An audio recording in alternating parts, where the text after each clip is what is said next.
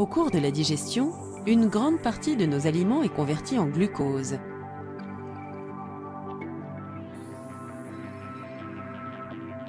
Le glucose circule dans la circulation sanguine et est utilisé comme carburant par les cellules de notre organisme. Mais les cellules ont besoin d'aide pour absorber le glucose. C'est une hormone, appelée insuline, et produite dans le pancréas, qui doit tout d'abord se lier à la surface de la cellule. Une fois cette liaison opérée, les cellules du corps sont capables d'absorber le glucose et donc d'assurer un taux de glycémie normal et sain pour l'organisme.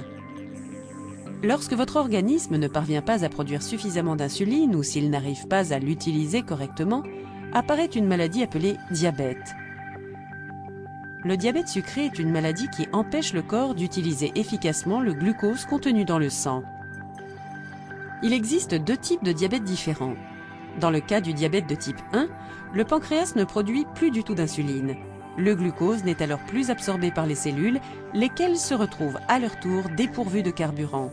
Avec le diabète de type 2, le corps continue de produire de l'insuline, mais celle-ci n'a pas les propriétés adéquates et le glucose n'est donc pas absorbé de manière régulière par les cellules. Les cellules de l'organisme se retrouvent alors dépourvues de carburant pour fonctionner. En l'absence de traitement, le diabète augmente les risques de maladies cardiaques, d'accidents vasculaires cérébrales, de lésions rénales, voire de cécité.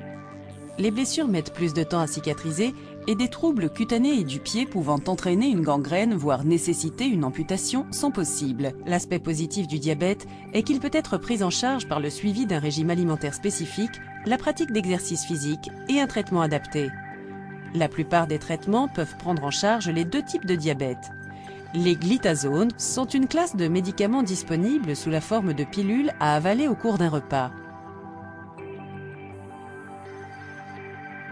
Ce sont des médicaments qui aident l'insuline à mieux fonctionner et donc à mieux contrôler la glycémie dans les muscles, le tissu adipeux, les graisses et le foie.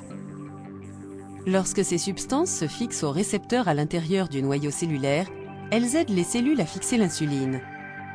Ainsi, votre organisme peut mieux absorber le glucose présent dans la circulation sanguine.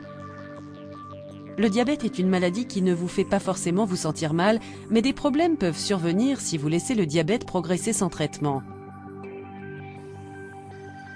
Vous pouvez réduire au minimum la possibilité de complications liées au diabète, comme les troubles cardiaques ou rénaux, la cécité ou les troubles du pied, en suivant un régime alimentaire adapté, en arrêtant la cigarette, en faisant de l'exercice régulièrement et en suivant minutieusement le traitement prescrit par votre médecin.